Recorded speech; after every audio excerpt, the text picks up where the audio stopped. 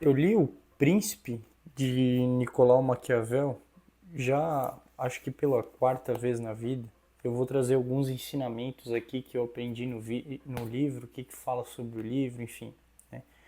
O livro foi publicado em 1532, né, pelo, diz aqui, filósofo Maquiavel, mas na verdade ele não era um filósofo, ele era um historiador político e um conselheiro da nobreza italiana. Tá? Já tem 510 anos, né, que foi publicado essa carta, né, esse conselho pro príncipe da época lá, né? Não era nem Itália na época, né? Era dividido em partes ali, a Itália, Florença, enfim. E essa aqui é uma edição especial de 510 anos de capa dura que eu adquiri. O que o livro fala, né? Apesar de ser um livro bem pequeno, tá? Dá para ler ele tranquilamente em uma semana ou até alguns dias, mas é basicamente uma carta, né, que ele escreveu para o príncipe da época. Tenta entender dessa forma, né, para ficar mais fácil de entender, de como governar e manter o poder, tá?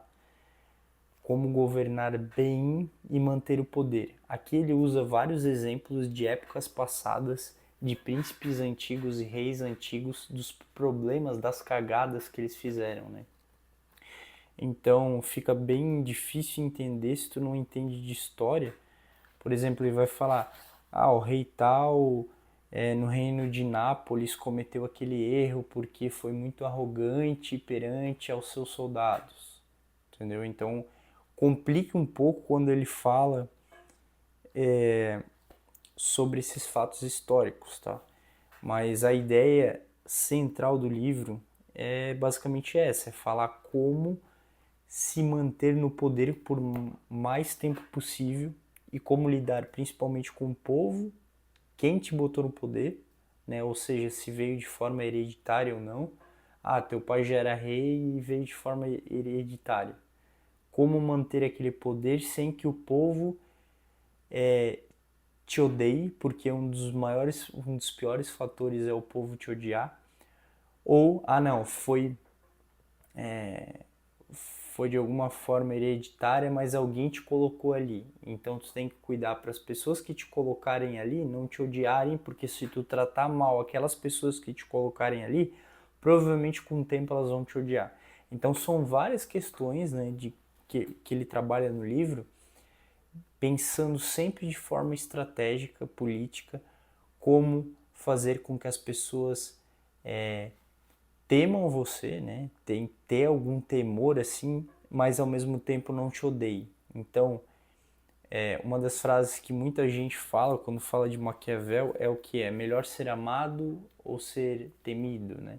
Então, aquele, pelo que dá a entender, ele fala que é melhor ser temido, porque infelizmente não dá para fazer com que todo mundo te ame, né? Então, e ele traz vários, então é melhor ser temido, mas não ser odiado, ou seja, tem certos aspectos que dá para levar, né, para fazer as pessoas temerem você quando tá no reinado, mas não necessariamente te odiar. Então, por exemplo, eu vou citar alguns capítulos, né? De quantos tipos são os principados e de que modos eles se adquirem, né? Então aqui ele fala sobre os principados, né? Principados, igual eu falei, hereditários, que vêm de pai para filho, os mistos, que é mais ou menos uma mescla de pai para filho, mas também que o povo te coloca ali, ou por meio de guerra, de conquista, né? Como manter aquilo, né? Em todos os aspectos, ou seja, de forma simples, né? Ele fala como manter aquilo sim em situação de que foi pela guerra, né? Tu conquistou aquilo com armas pela guerra. Por exemplo, aqui ele traz também dos principados novos que se conquistam com armas e fortunas alheias. Então ele fala que tem que cuidar desses principados que se conquistaram com armas e fortunas alheias. O que significa? Que tu pegou algum outro estado para te ajudar a tomar aquela terra, porque tu sempre vai ficar em dívida com aquele estado, com aquele outro rei, porque ele te ajudou a tomar aquela terra com os soldados dele, com as armas dele.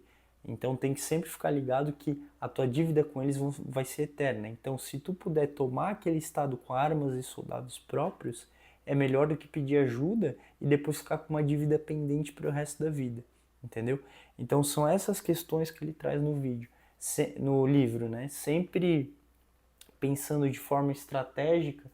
Tá, mas se eu pegar a ajuda dele, eu vou estar com uma dívida eterna com ele. Então, eu consigo fazer isso sozinho?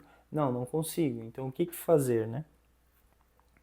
Ó, dos que chegam ao principado por meio traiçoeiro, ou seja, conseguiu, né, chegar ao principado, mas tu teve que trair pessoas para chegar lá. Como se manter estável ali, sem que mais pessoas te odeiem e não faça você cair do posto. Então, são vários capítulos, né, que tem aqui, onde fala vários cenários que podem acontecer, né? Por exemplo, o que convém a um príncipe para ser estimado? Dos secretários que os príncipes têm junto de si, ou seja, os secretários eles têm que te dar conselhos, mas não te bajular toda hora, entendeu? E principalmente só dar conselhos quando tu pedir os conselhos.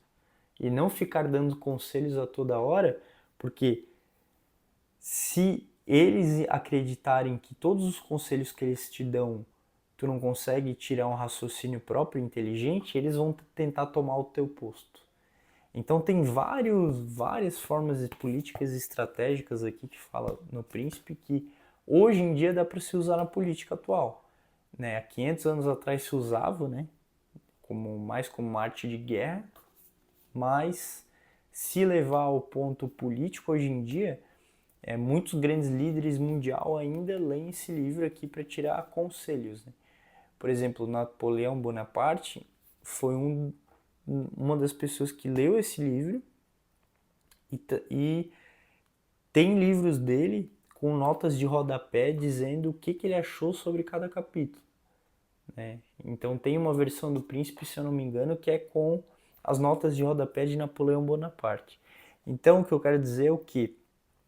Ele é um livro não fácil de entender, é difícil, mas dá para tirar algumas ideias bacanas do livro, assim, sobre sorte também, ele fala muito, né, sobre virtus e fortuna, que fortuna na época era questão de sorte, né, que o príncipe tem que ter sorte, mas também a sorte tem a ver com saber agarrar oportunidades, né, então a sorte tem mais a ver com isso, vem uma oportunidade, agarra ela, ele teve sorte, né, é o que as pessoas vão pensar, mas na verdade tu soube estrategicamente agarrar uma oportunidade no momento certo, no tempo certo. Então é um livro bem bacana, só que é uma leitura difícil. Se tu manja de história, gosta de história, vai auxiliar, vai facilitar. Mas para quem quer estudar sobre política, né, entender sobre estratégia política, é sim uma grande obra, eu recomendei para vocês lerem. Então é isso.